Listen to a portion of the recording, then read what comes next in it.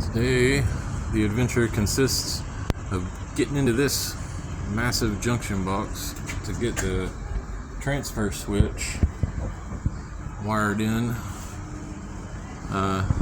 to that cable there, going up to the now what has become the elevator panel.